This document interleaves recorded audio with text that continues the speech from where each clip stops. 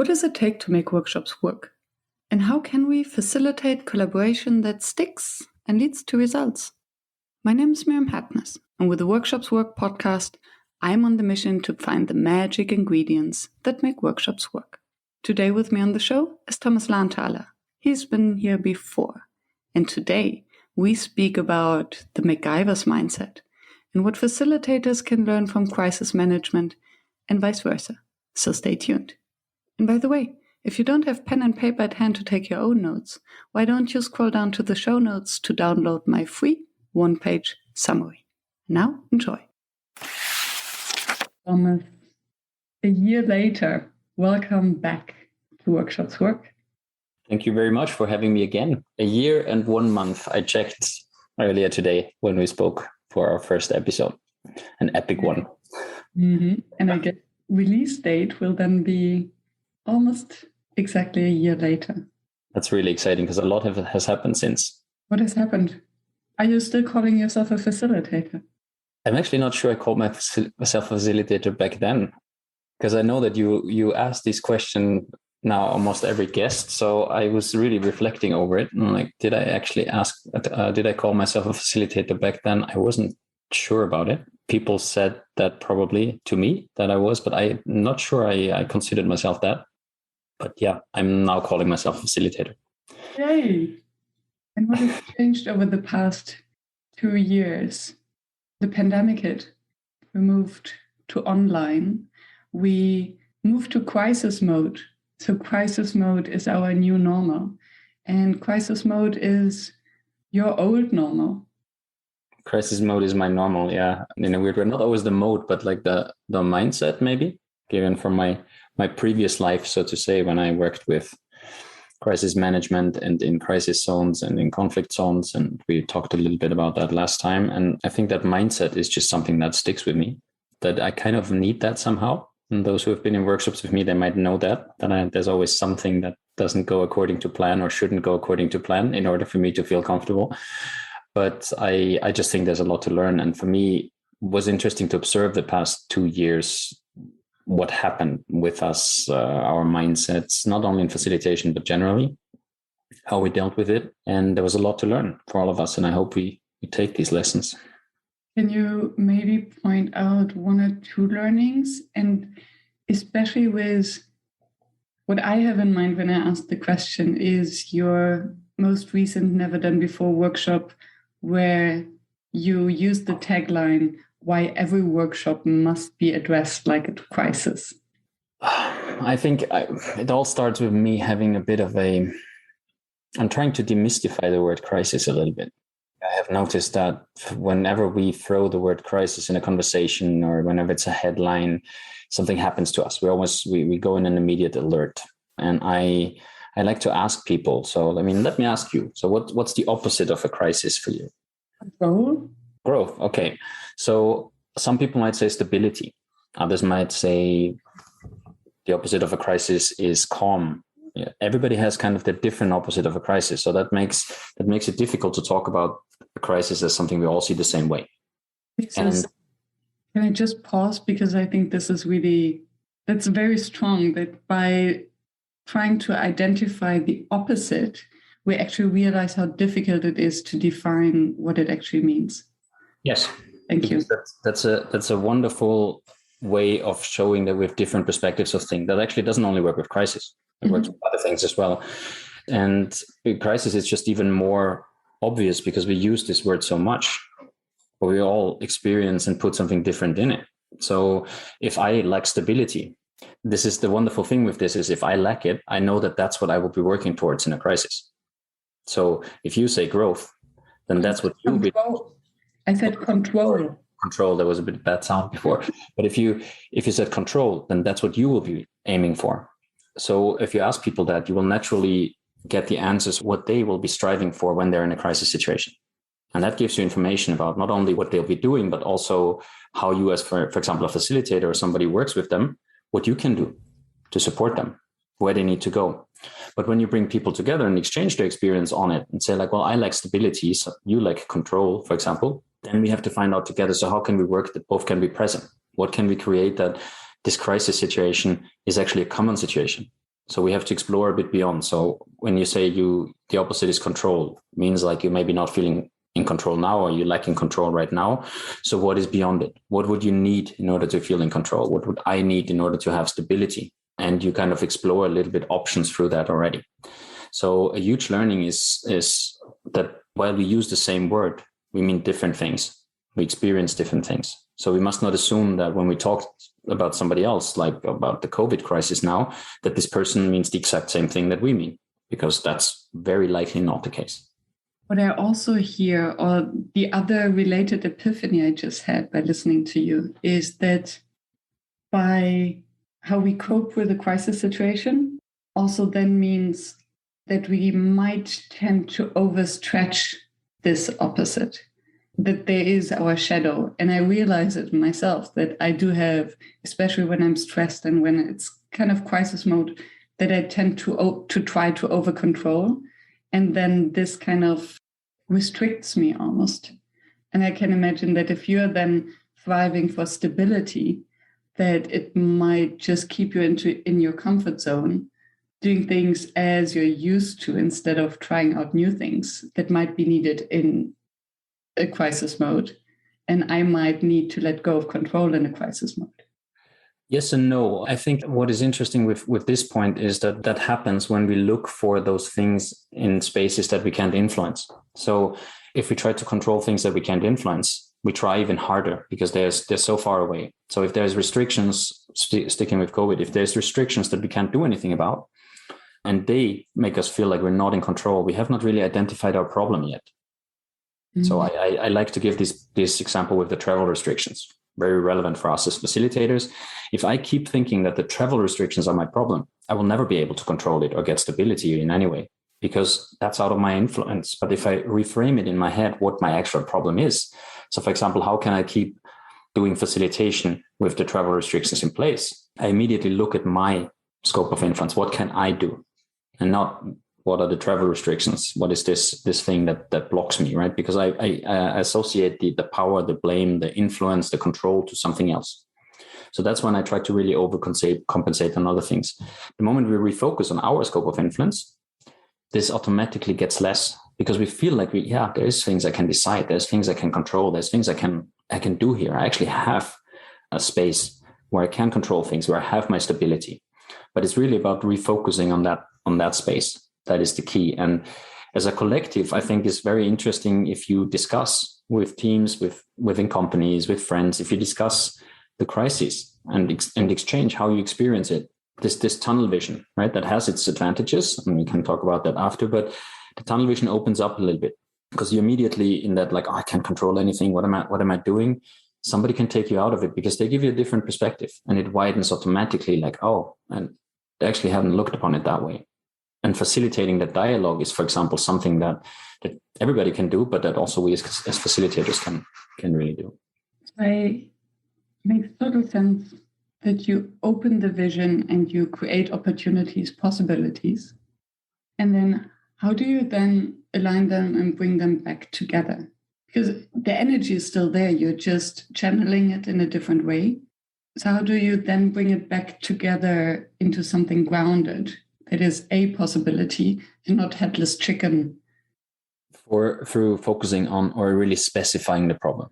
This is one of the biggest blind spots that not only in crisis, that I generally see when we're called in for facilitations and doing workshops, because there's this phenomena that we most of the time called in when there is a problem. But we also, and that might resonate with some listeners, we also as externals often see what the actual problem is, while the people might define it a bit differently. So that really, like, grounding them again and bringing them back together is really specifying, finding this common problem. What is it that we really need to solve right now? And what I like to do is I work with people on their resources. I take a starting point in their resources, saying, like, so what is it that you have?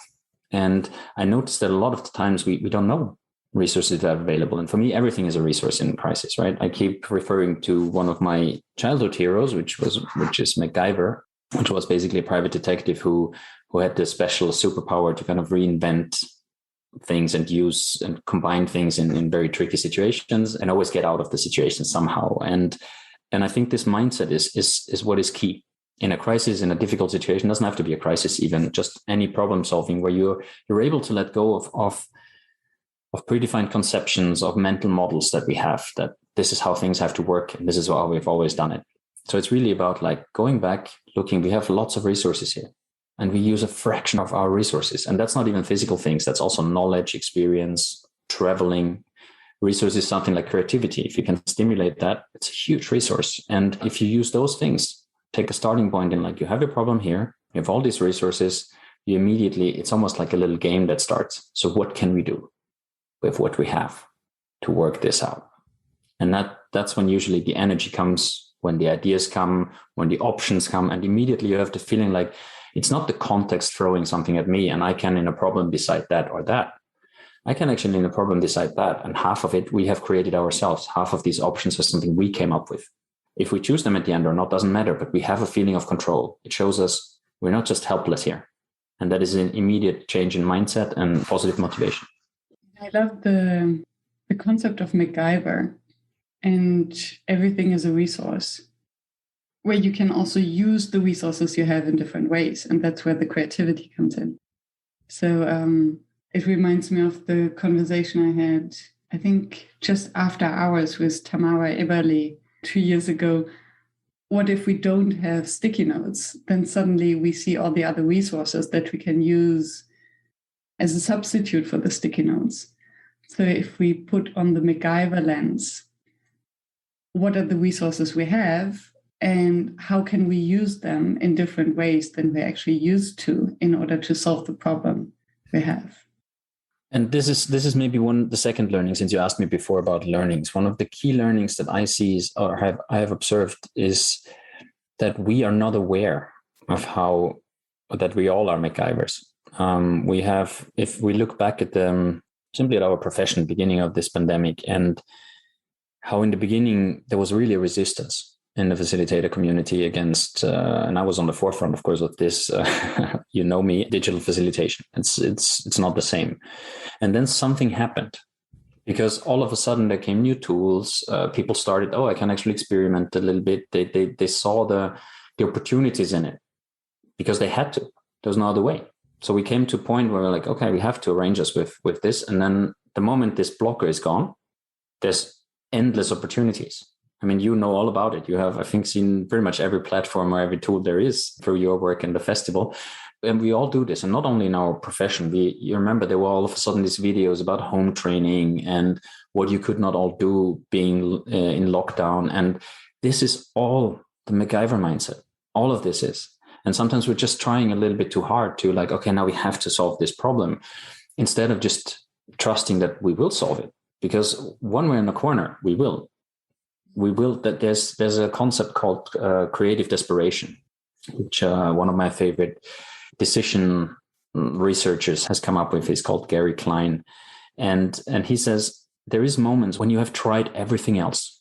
You have tried everything that is within your scope of imagination. And then you have to let go of everything you have believed in before. And that's when you come up with the actual solution of the problem. And it's really these survival stories. And there's this famous movie of this guy that was caught in the Grand Canyon and he was stuck with his arm or his leg, I don't remember. And in the end, he ended up cutting off his arm. But that was the last thing that came to his mind. In interviews afterwards, you hear that he didn't cross his mind. He needed his arm. And eventually like, well, I don't need my arm. I actually need to survive. And it's just this little mind switch, right? It doesn't have to be as extreme as in this example, but it just shows we have our mental models. We have the ideas how things work and how they function. And we attribute certain functions to different things.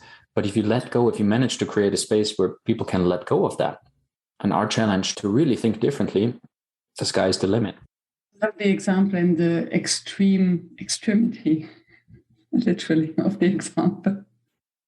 It is extreme. It doesn't have to be as extreme always, but you know, I mean, you have been to some of my workshops, and I really like that when people play around with whether it's uncertainty or whether it's extreme constraints, right? I mean, the question workshop last year was about that. You just take away something that we so heavily rely on, and still you find solutions. Yeah. It was amazing to see. I didn't know where this was going to go, but the participants, you found solutions for the problems that were there, and this just shows we have it. But sometimes it's about taking that little push, and I think that can be facilitated, that can be trained. I think the MacGyver mindset can be trained. A simple deck of cards can be a brilliant way to engage a group. You can use them to stimulate thought, inject energy, or spark lively conversations. But how can you use cards when you're facilitating virtually? Deckhive.com is a brand new platform that enables you to use cards on screen just as you would face-to-face. Invite people to a shared real-time session and then let them select, move and flip cards over. Our growing library includes many popular card decks, including picture cards, strengths cards, emotion cards and more. But if we don't have what you need, you can even create your own deck really easily. Use the code WORKSHOPSWORK when you subscribe to a paid monthly plan and you'll get the first month completely free. Go to deckhive.com and give it a try.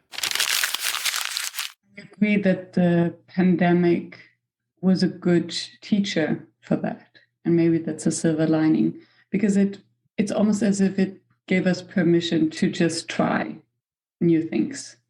And I remember the months where the pandemic hit Europe and the lockdown and losing all the clients. And the thing that made me survive, air quotes, was I woke up every morning and I repeated the mantra, I just won the lottery. I pretended that I won the lottery, trained this mindset, and then thought, what would I do if I won the lottery? And that's how Never Done Before came to life, which was pure fun. Yeah. Bring the community together to play and to experiment and to try out. And then things emerged from there. But it's to let go of mental models of, I need to make money. It needs to be lucrative. It needs to follow a certain scheme. And it's also the paradox in it, right? It's let go of control in order to regain control. And what you say is the wonderful thing. It's like there's no better time. This is kind of the silver lining of the crisis word for me anyway. There's no better time than to try out things. Mm-hmm. And there's two ways of approaching crisis, right? One is to really say like, okay, I'm just looking what happens, how the situation plays out, and I'm reacting to it. And this is the more common way of doing it. And it's natural. This is how it has evolved also with the crisis terminology and the whole communication around it. And then there's the way we say, okay, this is the rules have changed now. There's not really new rules yet. So I'm just playing along until there will be new rules and see how that works out. But I'm maybe even contributing to shaping these rules. And this is what happened, whether it's in the facilitation or in other companies. And those who came out well of the crisis, though, they did that. They tried out new things. They said, okay, I mean, either way, we're now in a squeeze. We can wait passively and just try to survive, or we can try to survive and actually make something out of this and innovate and try to reinvent what we have, look at things differently and try out new things. And I think this mindset is just very important. And this doesn't have to do anything with crisis as such. It's just triggered through the word. But I think this is a mindset that we generally should have, because this is a mindset that helps us also outside crisis. And companies or people who do that, who have that ability, they often don't face a crisis. That's the interesting thing, right? And they're not the ones who say like, well, we weren't in a crisis, because they had already the ability to adapt and work. For them, there was hardly disruption to just continue working as they did before. The question is crisis a mental model?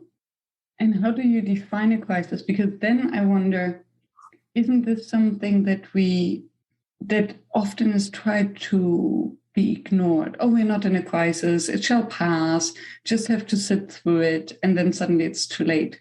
So how do you communicate that crisis is actually a good thing? How do you identify a crisis? I would also not go in a good thing. I like to stick with the neutral original definition of it, which was really just a kind of a decision, a point for decisions, a point where a turning point somehow. And I have actually, for me, what I did in this pandemic was I started to write and reflect over particularly my approach to crisis management and how I dealt with crisis, and also observing what happened around me, because I thought it was a good moment to sit down and just reflect, because I had the feeling that the traditional crisis management tools, a lot of planning, and that never satisfied me, also when I worked with it. And so I asked myself a lot about that question. So how would I define crisis? And I think crisis is a very individual mental model. Yes, I definitely think so. And that is a bit connected to what I've asked you before. So what is the opposite of it? And so for me, I looked at what the crisis that I worked with had in common, and it wasn't much. So for example, time pressure that's often mentioned was not a criteria that crises have in common. That crises have that in common when there's really a decision a life or death decision. Yeah, then that might have happened, but that's not every time the case. So also the pandemic, yes, there was a time pressure, but it wasn't a time pressure that meant 2 minutes. It was a time pressure that meant a couple of days before you came with a decision, right? So this was not a criteria, but some criteria were common, and that was that decisions are unavoidable. This is not a moment. Take a relationship crisis. So not to talk about so big terms all the time, but a relationship crisis. When is a relationship crisis happening? That's really the moment when you avoided to either maybe discuss that you had problems before, or looked in the mirror and said, like, I don't really want to be in the relationship anymore, but I don't know how to say it. Or when there were conflicts that were not really addressed. And then you come to a point when you can't take it anymore. As you either break out, or it's a huge fight, or something. That's when you're in a relationship crisis, when you're in the corner, when you're like, I can't anymore. This is enough.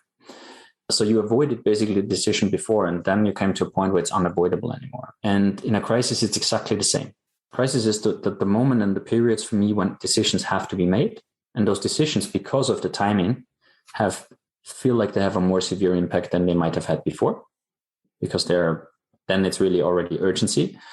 And as a third point, they lead to substantial change.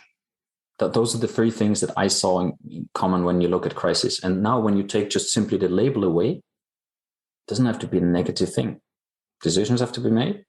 They're unavoidable, leads to change, and we're all scared of change. Is another one of those big things that we're scared of. Leads to change, and we have to take the driver's seat. So we have to basically be the ones who can decide what has to be done. Related to that, what I hear is uncertainty, which is a huge stress factor for human beings.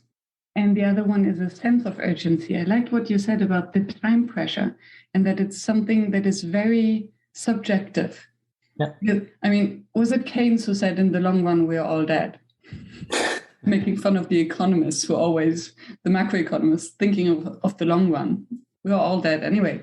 So time pressure depends on how you look at things. But I think what I hear from what you explained is the sense of urgency, which is totally homegrown. Yeah. The and sense of urgency becomes neutral. Yeah. And then it becomes something that you can work with and facilitate someone through. So, okay, I didn't want to interrupt, but I would be curious about the outcome. Then you said that during the pandemic, you started writing. Yes, and I'm really not a writer. I can't consider myself a writer now because the book is pretty much done, but this was really a tough journey. I have to admit that. I underestimated that fully, but it was also fun because it was not like I did during my studies. And I think we studied the same thing, if I remember correctly, or at least parts of it. It was these academic writings, and this was not what I did now. It was a reflective writing. And that's what actually was enjoyable. It was difficult. It was really difficult, but it was enjoyable because if you have a brain as chaotic as mine, it's just very difficult to come to the point. And what is it that I actually really learned? Like the essence of it, not to become not to use way too many words and have complicated sentences and all that. But really so what is it that the famous so what? And what I realized while I wrote was that it was a complete mix between, so I couldn't let go of also adding facilitation into it. So I realized the more I wrote this book, and the book is basically just it's a guiding model for me, how I look upon crisis situations. So it's different topics. I've identified 9 big blocks of what I look at. So for example, one of the topics is crisis management for me is managing people before anything else. So It's really like there's no crisis when people aren't affected. I didn't find anyone anyway, because nobody would label it like that if people aren't affected at the end of it. And because of the effect, there's always people who have either emotional reactions or have to deal with the situation.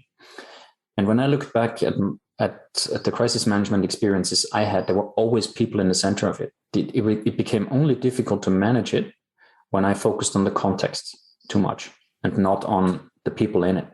And when I worked with the people, we could find ideas, as I described before. We could actually define the situation. We could deal with our emotions, something very important in crisis, completely underestimated, and all those things. And we could manage the dynamics. And then we're already at facilitation, aren't we?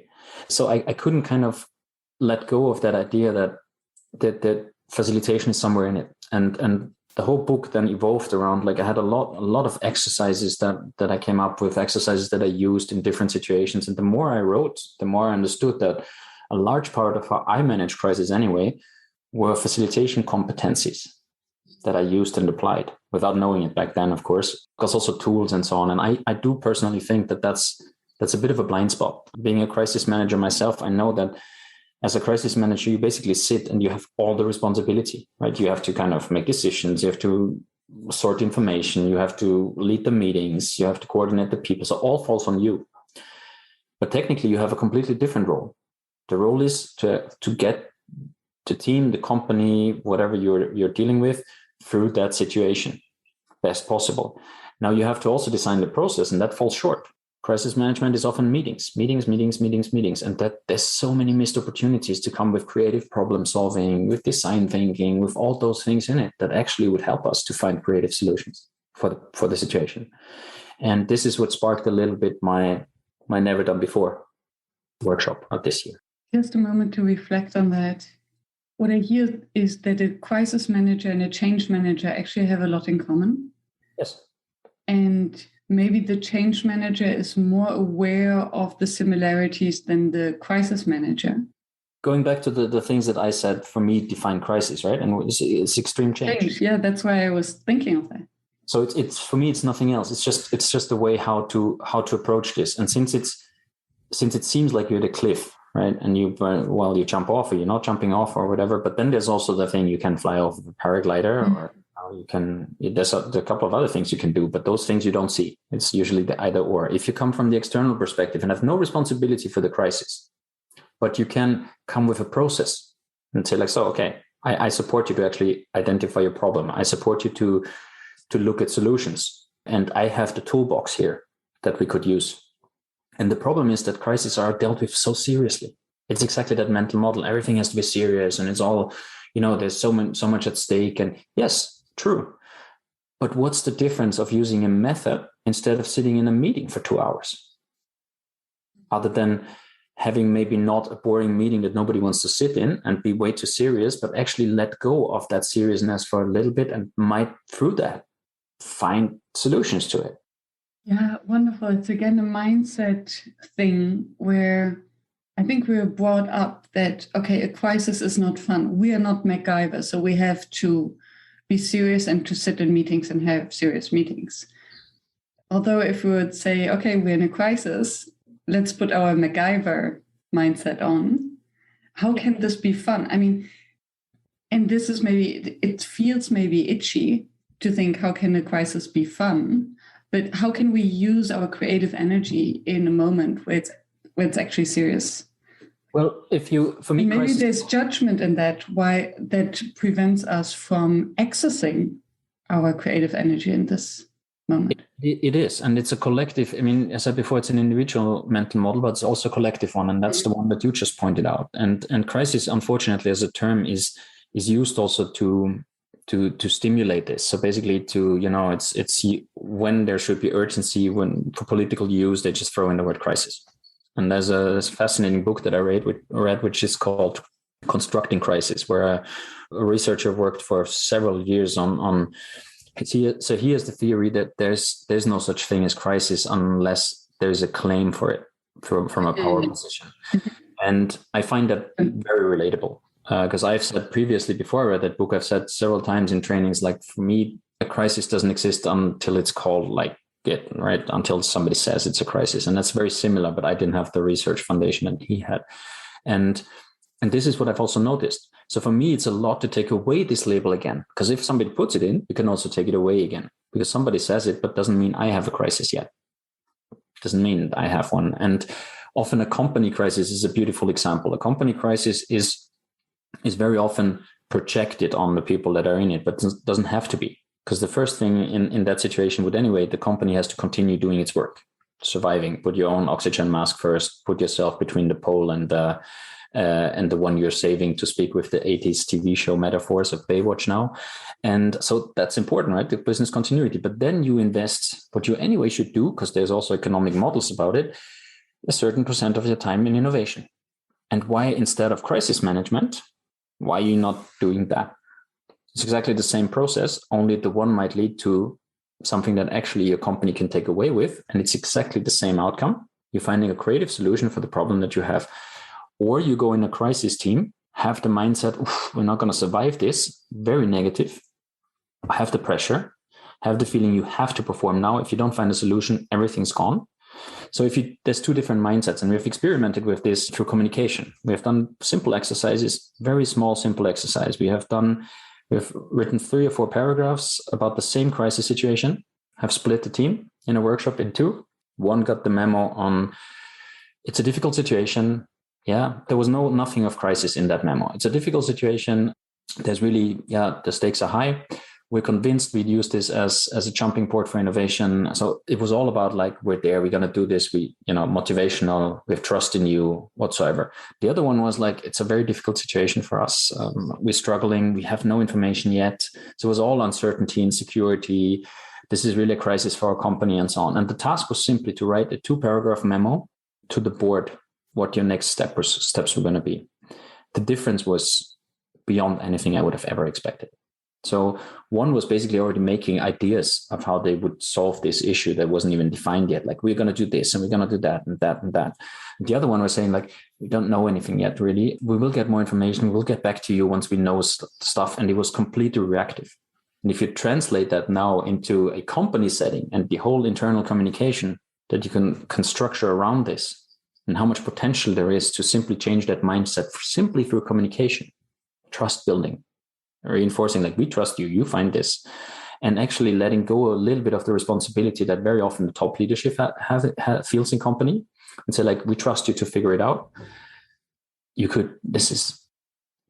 People might not even feel that they're so much in a crisis, because they would get empowered in like, we're finding solution for this problem, and they will. There's no doubt about that. They always will. Wonderful example. Intriguing outcome. Would be interesting to replicate that on a larger scale. That's where my experimental economics kind of past comes back.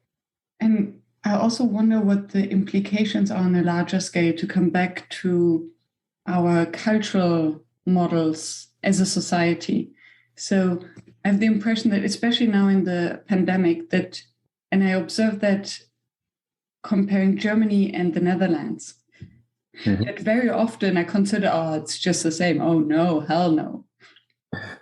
In Germany, it's all about the crisis and the severity, and there's a lot of angst. Mm-hmm. In the Netherlands, maybe it's the extreme. They might take it a little bit too easy. We're close to code black. It's going to be fine. Let's try to put the measures back in, but students can still go to university, no more than 75 students, independent of the room size. And let's have a lockdown after 6.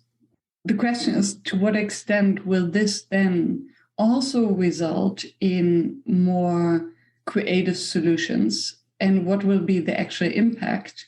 So what is the impact of culture and also expectations from the outside world? The culture feeds, of course, into mental models for me. So we brought up, as you say, like a lot of the mental models are really from very early on that we have. I mean, the famous thing is, or the example that I always bring is like, we all have an understanding of what table manners are, but they're all different. So, for example, I'm growing up with like, you don't wear a hat at the table. So when I see somebody having a hat at the table, it's like, this doesn't work. It's not. Yeah. And it's just a mental model. It's just a hat, right? But you don't do that at the table. And this is already different from person to person, right? Or things you combine on, like simple stuff we eat. how you combine things. This is, I mean, we got these lunch packages when we were kids, and if somebody comes with a combination that we have never seen, it's like, just doesn't work. You don't eat chocolate with cheese. So, so these are all things that we have from very early on, and they are also partly cultural. So I see that now, and you also, I mean, we've both moved away from the countries we were born in and lived in other countries, and now live also not in the country we were born in. And there is, even though they're so close, there's so huge differences. When you start to dive into the culture, you see that this is so different from where we are coming. Now Christmas is coming up. This is a beautiful example for how different things are, but also how difficult it is to let go of what you grew up with, what you are used to. So this is, I was confronted with this for years. It's like, no, this is not how we're doing it. This is, this constant voice in the head. And when you come to crisis, this is also the case. I see that as an advantage if you manage to facilitate that properly, because if you bring that out, if you said before, uncertainty for me is very similar to crisis and to other things, because what is uncertainty really? Uncertainty is that we don't know what's going to happen, and we have not really an idea of how things are playing out. Well, isn't this what's always the case? Aren't these assumptions that tomorrow things are going to play out the way we think they're going to play out? There's a likelihood, but at the end of the day, it's an assumption. And the reason why I realized this is I love to learn from children, right? And now I have 2 children, and when I observe them, and they deal with uncertainty constantly. So they're constantly exposed to situations they don't know yet. They have to learn, they have to explore, and they're just throwing themselves into it. And there's one reason why, and that's because they do not have the mental concept of uncertainty yet. So for them, that's normalcy. They're used to constantly meeting new people, seeing new things, learning new things, but they don't think about it. We think about it, and that's when it becomes difficult. That's because we try to fill uncertainty with explanations. We try to give uncertainty a definition, which is technically a bit difficult. And that means also we're moving there with our minds, right? So we're stuck in something we can't explain, whether it's the unknown or whether it's uncertainty or other abstract concepts. Another beautiful one is time. For children, time means nothing. If I say 5 minutes to my 2-year-old daughter, she's like, whatever, I don't know what he's talking about. And for us, it means something. But that also means we can go there with our minds. They can't. And that's a superpower, right? That we lose when we get older. So I think there's a lot of things that influence us, and the different backgrounds, to go back to your question, the different backgrounds can be a huge advantage because they can actually add on to my reality.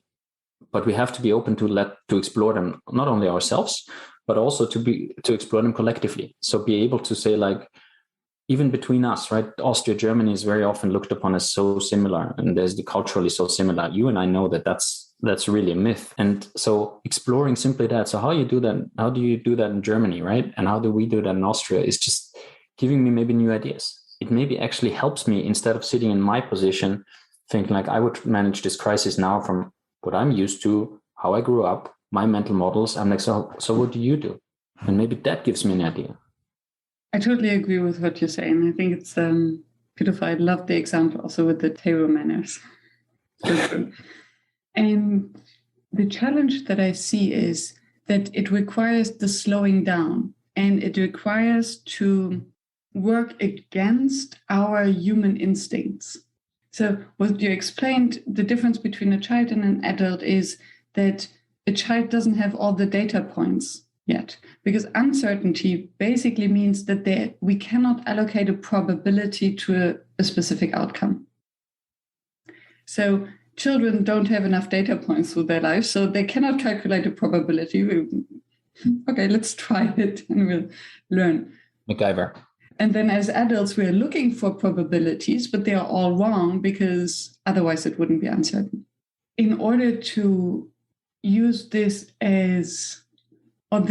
differences in culture as an opportunity, we have to have this children's mindset, this curious mindset, which requires us to slow down, which is absolutely counterintuitive in a crisis. Because as you mentioned, we have a sense of urgency. It's maybe not real, but we feel we need to do something. So how do you get a group then to just I call it the magic moment, and we do it as facilitators. We do it all the time. It's a simple stop. Stop everything you do now. What's happening? What is happening right now? What are you discussing about? What is the problem you need to solve? What are the roles that you have? What is it actually that blocks us now? So this magic moment. In facilitation, we work a lot with exercises, and when we give the groups difficult tasks, and you give them not the last twist that you might just add once the task has begun. I do that. I like to do that.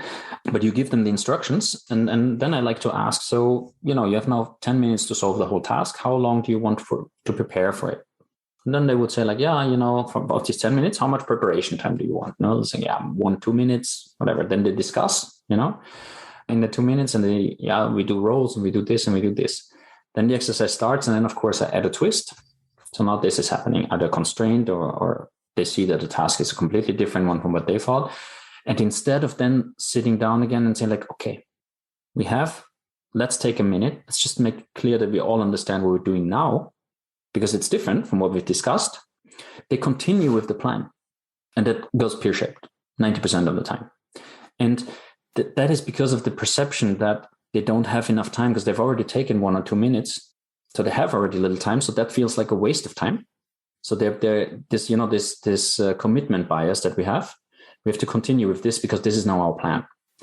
And that stops them from actually successfully fulfilling a task that could have been done in 3 minutes. Thank you for staying tuned and listening to the show. I appreciate your attention, as I know how busy you are. If you enjoyed it, please subscribe and engage by sharing your comments and thoughts, and visit workshops.work to download the one-page summary. I'm looking forward to seeing you back at the next episode, and I wish you a fruitful day.